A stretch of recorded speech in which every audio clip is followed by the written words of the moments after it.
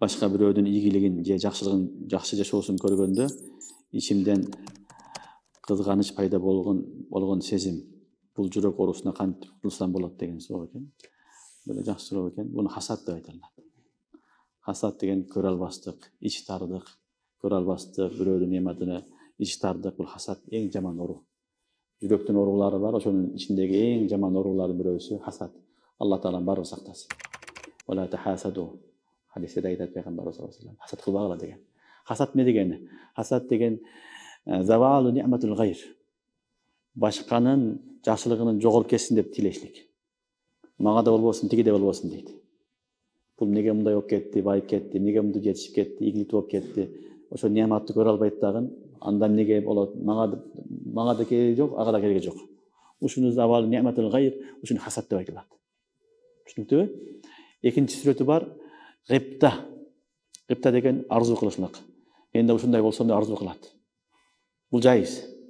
Менде ушундай болоюн, ийгиликке жетишейин, жакшы адам болоюн, берешен болоюн, алым болоюн, кары болоюн, башка болоюн ниет кылат. Бул жайыз. Гыпта жайыз. Гыптада бирөөнүн нематын жоголуп кетиши суралбайт. Ал эми хасатта жок болсун дейт. Түшүндүңөрбү? Бул хасат чоң күнөө харам. Харам. Куранда Алла Таала айткан муну, Пайгамбар саллаллаху алейхи ва саллям хадистерде айткан, буну жоготуш керек. Эгерде ошондой сезим пайда болбосо, ички жүрөктө көрө албай, аны жаман көрүп, ичиңди таарлык кылбасаң, күйүп атсаң, андай учурларда эң жакшысы биринчи аткан амал, биринчи тилинен болсо дагы машалла деш керек.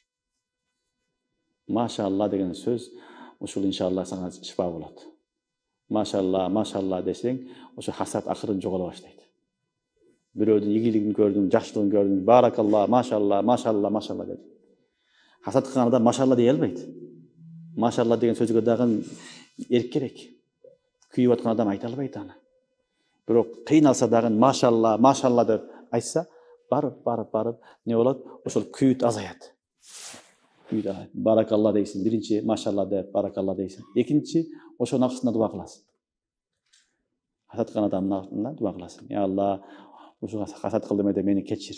Бунун нематтарын көбөйткүн. Мындан дагы көбөйткүн. Мага дагы жакшы нематтар берген. Мени ушул оорудан сактагын деп акысына дуа кыласың.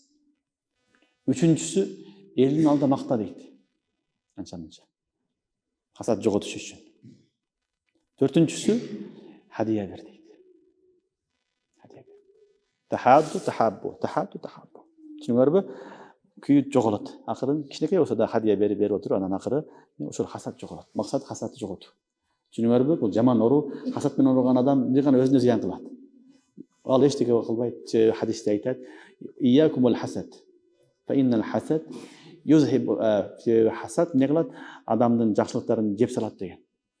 Баягы отун жеген сыяктуу. Хадисте айтат. Ошон үчүн жакшылыкты жеп коет. Өзүңдүн жакшылыктарың кетет. Андан сырткары сен не болосуң?